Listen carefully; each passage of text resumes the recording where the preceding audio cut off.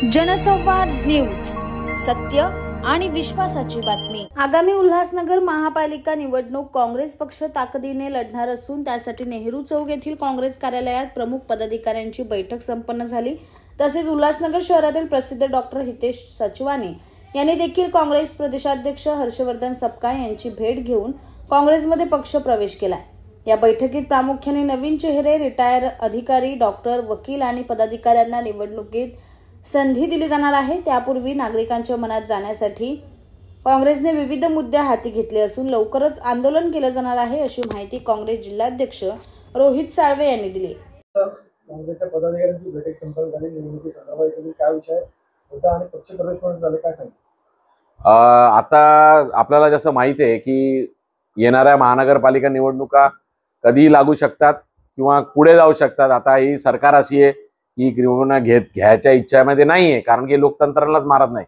पण जे काय असो, आम्ही तर तसं 2 वर्षा पहिले पण डिक्लेअर केलं होतं की निवडणुकीचं जे आहे, आता आज जी आमची बैठक होती ते इच्छुक उमेदवारांसोबत एक बैठक होती की येणाऱ्या काळामध्ये 5-6 महिने, 2 महिने, 3 महिने जे काय असेल, काँग्रेस पार्टी महानगरपालिकेमध्ये कशा पद्धतीने लोकांपर्यंत जायचं, जनतेच्या पुढे जायचं आणि आपल्या जास्तीत जास्त संख्येने नगरसेवक निवडून यायला एक धोरणात्मक निर्णय सगळे वरिष्ठांसोबत चर्चा करून त्यासाठी आम्ही जिथे जमलेलो होतो। त्याच्यामध्ये 2-3 मुद्दे आमचे प्रामुख्याने असे होते की आपण, कारण की उल्हासनगरची एकंदरीत जी शहराची परिस्थिती आहे ती एकदम वाईट आहे, लोक त्रस्त आहेत, मुद्दे भरपूर आहेत, पण त्यांच्यापर्यंत जाऊन ते लोकांचे मुद्दे उचलणं ते आम्ही करतच आहे, पण आता अजून ताकदीने, कारण की आज उल्हासनगरमध्ये विरोधी पक्ष म्हणून फक्त काँग्रेस पार्टीच आपल्याला रस्त्यावर दिसत आहे। आम्ही आता मागच्या 2-3 महिन्यामध्ये एवढे आंदोलनं केली, सर्व ही काँग्रेस पार्टीच्या माध्यमातूनच केली। इतर आपण बघितलं तर कोणतेही पक्ष विरोधी पक्ष म्हणून राहिलाच नाहीये, कारण की सर्व सत्तेमध्ये सहभाग आहे। तर आम्ही विरोधी पक्ष कसे आहे आणि आम्ही जनतेच्या मुद्द्यासाठी, म्हणून आपल्या माध्यमातून अजून एक सांगतो, 4 तारखेला हे जे रस्त्याची जी पूर्ण अवस्था जी झालेली आहे सगळीकडे, ज्या पद्धतीने बगैर नियंत्रणाचं का त्याच्या विरोधात आम्ही आंदोलन उपोषण करत आहे आणि येणाऱ्या पूर्ण याच्यामध्ये सगळ्यांना कामाला लागायचे आमची आज चर्चा झाली। इच्छुक उमेदवार जे आहेत त्यांची पण आम्ही कसे प्लॅनिंग मध्ये एक आम्ही असं ठरवलंय की नवीन लोकांना, नवीन चेहरे, चांगले सुशिक्षित असतील, चांगले म्हणजे पदाधिकारी असतील, म्हणजे अधिकारी, रिटायर्ड अधिकारी आहेत, अशा चांगल्या लोकांची टीम घेऊन आम्ही पर्याय म्हणून जनतेसमोर जाणार, जेणेकरून त्यांना हे एक चांगला ऑप्शन, कारण की तेच नगरसेवक 20-20, 25-25 वर्ष निवडून येत आहे, पण शहराचा काही विकास झालेला नाही। त्यामुळे हे नवीन अप्रोचनी आणि आपल्या माध्यमातून सांगतो की ज्या लोकांना खरंच शहरासाठी काय करायचंय, राजकारणात करायचंय, त्यांनी काँग्रेस पार्टीमध्ये प्रवेश करा। त्याचंच उदाहरण म्हणून आमच्यामध्ये आज डॉक्टर हितेश सचवानी सर आहेत।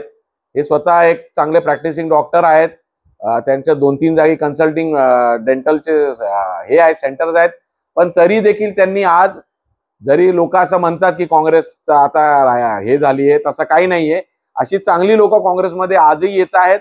मध्ये पण आम्ही बऱ्याच लोकांचे पक्ष प्रवेश केले आणि अशा लोकांना घेऊन आता आम्ही अजून पुढे नवीन जे आमचे अध्यक्ष आले हर्षवर्धन सपकाळजी, त्यांच्या मार्गदर्शनाखाली काँग्रेस पार्टी अजून ताकदीने पूर्ण नवीन टीम घेऊन, अजून आपले जुन्या लोकांचा आशीर्वाद, त्यांचं मार्गदर्शन घेऊन अशा घेऊन जनतेपर्यंत जाण्याचा आज निर्णय केला।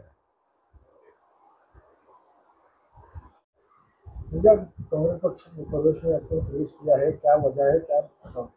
देखिए, सबसे पहले मैं तहे दिल से शुक्रिया अदा करूंगा हमारे अध्यक्ष जी रोहित साळवे जी का, हमारे सीनियर पदाधिकारी एंड सारे सब पदाधिकारियों का तहे दिल से शुक्रिया मेरा।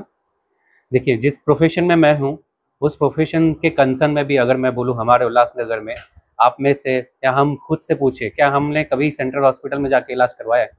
क्या सेंट्रल हॉस्पिटल की व्यवस्था इस प्रमाण है कि हम वहाँ पे जाके अपना इलाज करवा सकते हैं? या कोई भी गवर्नमेंट का हमारे कॉरपोरेशन लेवल पर क्या ऐसी सुविधाएं हैं जो हमारी माताएं, बहनें प्रेग्नेंट होती हैं उनके लिए, प्रेगनेंसी के लिए कोई सुविधाएं अवेलेबल की गई हैं? क्या ये हमारे सरकार का अधिकार नहीं है? क्या उनके कार्यशैली में नहीं आता है कि उनके लिए ध्यान दिया जाए? या हमारे घर पे जो पानी आता है वो स्वच्छ है? पानी को लेके आजकल आप देखते हैं कितने गोल्डन सिंड्रोम्स चल रहे हैं, पुणे में कितने लोगों को तकलीफ हो रही है, न्यूरोलॉजिकल इश्यूज आ रहे हैं। क्या इनके लिए कोई कमेटी तैयार की गई है? ये सब पे जो विषय है उन पे विचार करने के लिए, और मैं मार्गदर्शन लूँगा सब हमारे सीनियर अधिकारियों का, पदाधिकारियों का, और आगे हमें काम करना है और हमारे शहर के लिए कुछ अच्छा करना है, नॉट ओनली हेल्थ सेक्टर में और सारे सेक्टर में हमारे शहर को आगे लेके जाना है।